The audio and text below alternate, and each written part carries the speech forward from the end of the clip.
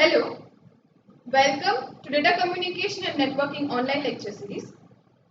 In the previous session, we have seen the topic of classless addressing from the unit network layer. Now in this session, we are going to continue and complete the unit network layer. In this unit, today's topic are network layer protocols, and we will see the roles of each network layer protocols.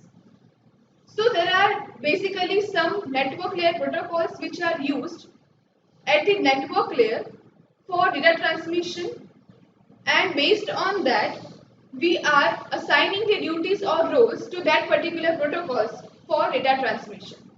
So let us see what are the different network layer protocols and what is the difference between them and what are the roles of them. So first of all, let us see different network layer protocols. So as you can see in this diagram, some basic network layer protocols are indicated. Among these, the basic and most important protocol is IP, which stands for Internet Protocol. We have seen the classes of IP addresses in class full addressing, and we have seen the subnet mask for each and every classes in the previous sessions. So that is the role of Internet addressing or using Internet Protocol. The next four protocols are the first one, IGMP. Here IGMP stands for Internet Group Management Protocol. The next is ICMP, where ICMP stands for Internet Control Message Protocol. These two protocols are related to Internet Control Management and Internet Group Management. We will see Internet Control Message Protocol ICMP and IGMP Internet Group Management Protocol in detail. The next two protocols are ARP and RARP, where ARP stands for Address Resolution Protocol and RARP stands for Reverse Address Resolution Protocol. ARP and RARP are reversed to each other because of their roles. What are their duties and what are the roles of them, that we will see in detail. So first of all, let us start with ARP and RARP. So ARP stands for Address Resolution Protocol and RARP stands for Reverse Address Resolution Protocol. Let us see the difference between these two. Now, we know that every device in the network has basically two addresses, two types of addresses. The first one is physical address, which we can call it as MAC address. And the second one is logical address, that means we can say IP address. Now, if you want to know the physical address from the logical address, we will use ARP. As you can see in the diagram, Address Resolution Protocol is used to obtain physical address, that means MAC address of a particular device in the network from the logical address. That means if the IP address is known for the particular device, we can find out the physical address for that device using the ARP protocol. And exactly opposite to that is RARP, that means Reverse Address Resolution Protocol. Whenever we know the physical address and we want to find the logical address, we will use RARP. So this way these two protocols are reversed to each other, and these protocols are used to find the logical or MAC address for the particular device in the particular network. Now let's see how they do this. So first of all, let us understand ARP, Address Resolution Protocol. Now as you can see in this diagram, the figure A indicates the ARP request packet or else ARP request process. Now whenever any device in a particular network wants to know the physical address for a particular device, it will send the packet, that is ARP request packet, onto that network. This packet is of broadcasting type, That means, as you can see, system A wants to know the physical address of system B. Now the IP address of system B is known to system A. So in the ARP request packet, it will have the IP address of that destination, or as you can say IP address of system B. It will broadcast this ARP request packet to the network. That means it will send this request packet to all the nodes connected in the network. Whenever any device gets this packet, it will match their IP address to that request packet. If it does not match with it, it will drop the packet. That means, as you can see, the request packet goes to all the devices. The other three devices which has not the same IP address to that of system B, it will drop this packet, discard this, and at the system B, as the IP address matches, after getting the ARP request packet, it will attach its physical address to that packet and it will give the reply to this. So in figure B, the ARP reply or response is indicated. Now here it is to be remembered that the request is of broadcast type and the reply or response is of unicast type. That means the MAC address of the system B is attached to the response packet and it is sent directly to system A only. It is not broadcasted to any of the devices on the particular network. That means this physical address is given to system A according to its IP address. So this is how the system A can get the physical address or MAC address of the system B.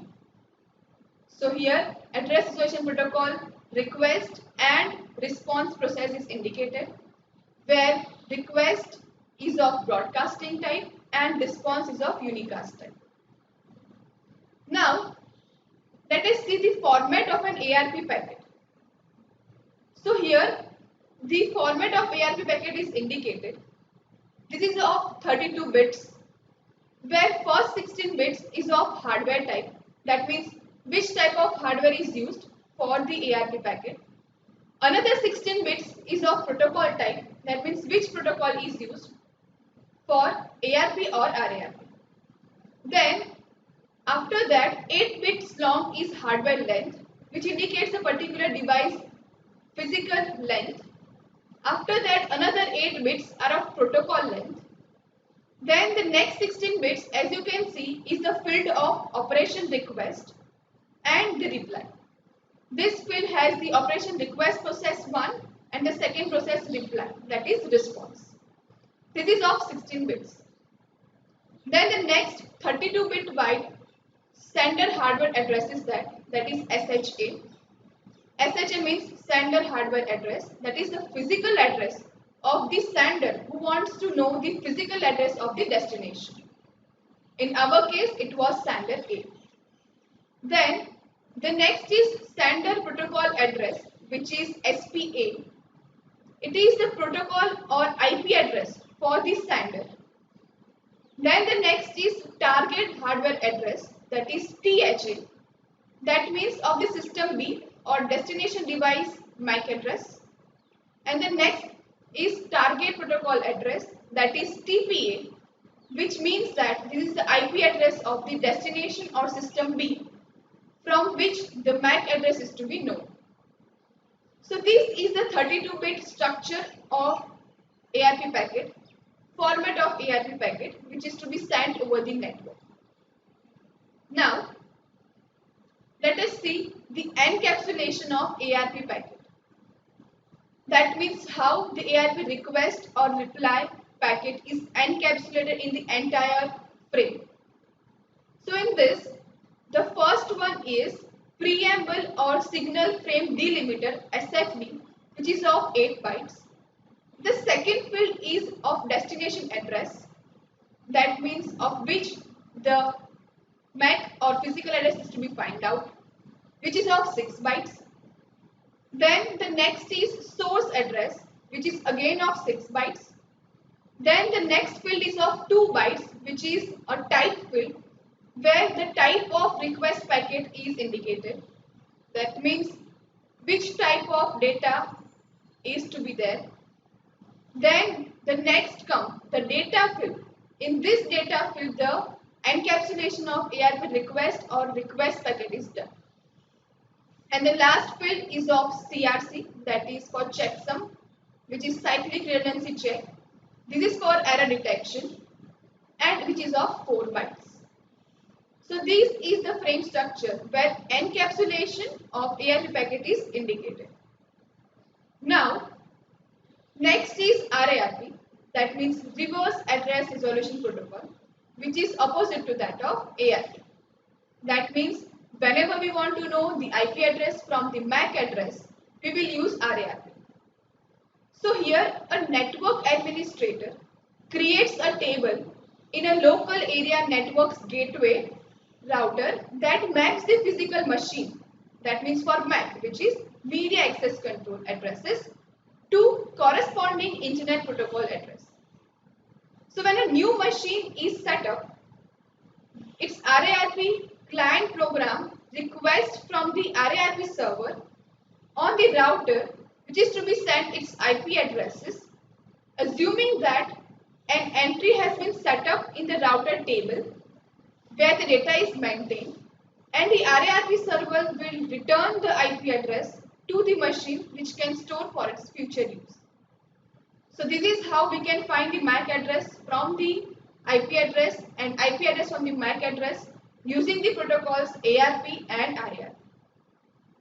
Now let us see the next one, IGMP, that is Internet Group Management Protocol. So IGMP is a communication protocol used by hosts and adjacent routers for multicasting communication with IP networks, and it uses the resources effectively to transmit a message or data packets. Now IGMP works on the devices that are capable of handling multicast groups and dynamic multicasting. This device allows the host to join or leave the membership in the multicast group. Next is ICMP, that is Internet Control Management Protocol. So since the IP does not have the inbuilt mechanism for sending error and control messages, it depends on ICMP to provide an error control. So for error controlling in a particular network, ICMP is used. It is used for reporting errors and management of queries. It is a supporting protocol and it is used by network devices like routers for sending the error messages and operations informations. For example, the requested service is not available or that a host or a router could not be reached. So whenever any error or worst case scenarios happens, Internet Control Message Protocol are used to detect or identify the errors in the network. So these are the basic protocols at network layer. We have seen ARP, RARP roles and ICMP and IGMP protocol rules. So here the unit network layer ends. In the next session, we are going to start the unit transport layer, and we will see two main protocols at transport layer, which are TCP and UDP. These are the references.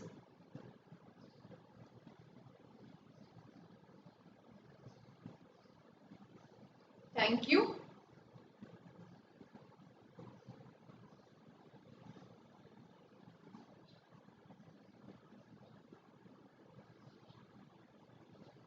Thank you once again.